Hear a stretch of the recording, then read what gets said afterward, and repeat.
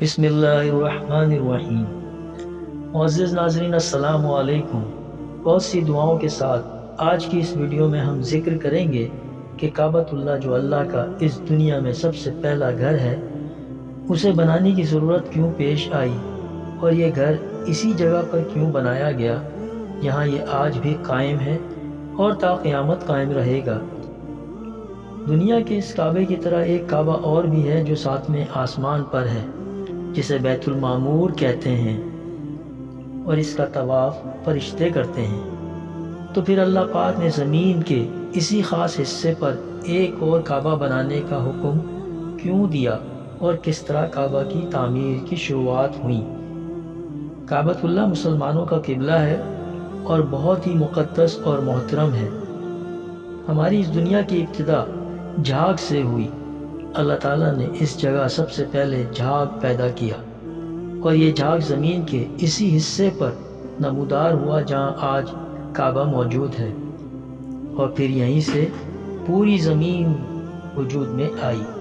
جب حضرت آدم علیہ السلام جنت سے زمین پر تشریف لائے تو بارگاہ الہی میں عرض کیا کہ خدایا، میں یہاں نہ تو ملائکہ کی تسبیح و تکبیر سن سکتا ہوں اور نہ کوئی عبادت گاہ دیکھتا ہوں، جیسا کہ آسمان میں بیت المعمور دیکھتا تھا جس کے ارد گرد ملائکہ طواف کرتے تھے۔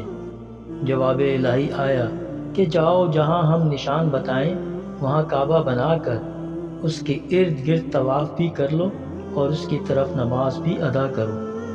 حضرت جبرائیل علیہ السلام ان کی رہبری کے لیے ان کے ساتھ چل پڑے اور انہیں وہاں لائے جہاں سے زمین بنی تھی، یعنی جس جگہ پر جھاگ پیدا ہوا تھا، اور پھر وہی جھاگ پھیل کر پوری زمین بنی۔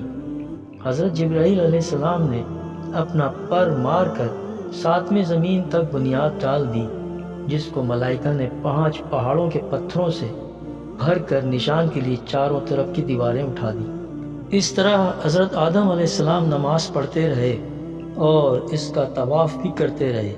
طوفان نو تک کعبہ اسی حالت میں رہا۔ اس وقت یہ عمارت تو آسمان پر اٹھا لی گئی اور یہ کعبہ کی جگہ ایک اونچے ٹیلے کی طرح رہ گئی، مگر لوگ پھر بھی برکت کے لیے یہاں آتے تھے اور آ کر دعائیں مانگتے تھے۔ پھر حضرت ابراہیم علیہ السلام کے زمانے تک کعبہ اسی حالت میں رہا۔ جب حضرت ہاجرہ اور حضرت اسماعیل علیہ السلام اس میدان میں آ کر ٹھہرے اور ان کی وجہ سے یہاں اللہ کی طرف سے پانی کا ایک چشمہ نکل آیا جسے آج بھی آب زمزم کہتے ہیں، تو کچھ آبادی ہو گئی۔ تب حضرت ہاجرہ کے انتقال کے بعد حضرت ابراہیم علیہ السلام کو اللہ کی طرف سے حکم ہوا کہ اسماعیل کو ساتھ لے کر یہاں کعبہ کی عمارت تعمیر کریں۔ کعبہ کی تعمیر شروع ہوئی۔ حضرت اسماعیل علیہ السلام پتھر لاتے جاتے اور حضرت ابراہیم علیہ السلام بناتے جاتے تھے۔ جب تعمیر ذرا بلند ہو گئی تو حضرت اسماعیل علیہ السلام ایک پتھر اٹھا کر لائے تاکہ حضرت ابراہیم علیہ السلام اس پر کھڑے ہو کر تعمیر کریں۔ یہی مقام ابراہیم ہے جس میں آج بھی وہی پتھر رکھا ہوا ہے جس پر حضرت ابراہیم علیہ السلام کے مبارک قدموں کے نشان موجود ہیں۔ دونوں باپ بیٹے دیوار اٹھاتے جاتے تھے اور دعا کرتے جاتے تھے، اے پروردگار، ہم سے قبول فرما، تو سننے اور جاننے والا ہے۔ انہوں نے اس گھر کی تعمیر نہ مٹی سے کی اور نہ چونے سے، بس پتھر پر پتھر رکھتے چلے گئے۔ نہ اس کی چھت بنائی نہ دروازہ۔ بعد میں مختلف ایام میں بھی بیت اللہ کی تعمیر ہوئی۔ قریش نے بھی تعمیر کی اور ان کے بعد بھی ہوئی۔ جب حضرت ابراہیم علیہ السلام تعمیر کعبہ سے فارغ ہو گئے تو حضرت اسماعیل علیہ السلام سے ایک ایسا پتھر لانے کو کہا جو آغاز طواف کے لیے نشانی کے طور پر استعمال ہو سکے۔ یہ پتھر حضرت جبرائیل علیہ السلام ابو قبیس کے پہاڑی سے لائے۔ حضرت ابراہیم علیہ السلام نے اسے اس مقام پر رکھ دیا جہاں وہ اب قائم ہے۔ روایت ہے کہ یہ پتھر بہت روشن تھا۔ یہ وہی پتھر ہے جسے حجر اسود کہتے ہیں۔ حضرت جبرائیل علیہ السلام نے انہیں تمام مقامات دکھائے اور پھر اللہ نے حکم دیا کہ لوگوں کو حج کے لیے پکاریں۔ حضرت ابراہیم علیہ السلام نے کہا، پروردگار، میری آواز لوگوں تک کیسے پہنچ سکتی ہے؟ اللہ تعالیٰ نے فرمایا، آپ پکاریے، ہم آپ کی پکار لوگوں تک پہنچا دیں گے۔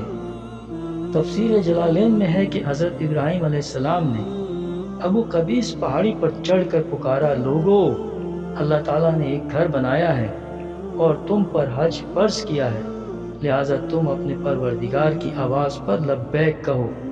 حضرت ابراہیم نے شمال جنوب دائیں اور بائیں منہ کر کے آواز دی اور لوگوں نے لبیک کہا۔ اللہ ہر مسلمان کو اپنے